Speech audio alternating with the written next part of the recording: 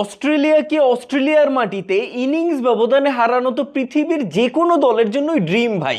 আর সেই কাজ যদি বাংলাদেশ করে ফেলে তাহলে এটা কত বড় ইতিহাস হইতে যাচ্ছে একবার ভাবুন। অস্ট্রেলিয়ার বিপক্ষে এই অবধি বাংলাদেশ মাত্র একটা টেস্টই জিতেছিল, তাও 2017 সালে, তাও মিরপুরে। কিন্তু এবার অস্ট্রেলিয়ার মাটিতে অস্ট্রেলিয়াকে প্রত্যেকটা সেশনে ডমিনেট করে ইনিংস ব্যবধানে ম্যাচ জেতার একটা সুযোগ বাংলাদেশের সামনে এসেছে। ইনিংস ব্যবধানে না হোক, অস্ট্রেলিয়াকে যে এই ম্যাচ বাংলাদেশ হারাতে পারে এবং সেই সুযোগ যে বাংলাদেশের হাতে আছে, এইটা তো এখন পর্যন্ত দৃশ্যমান।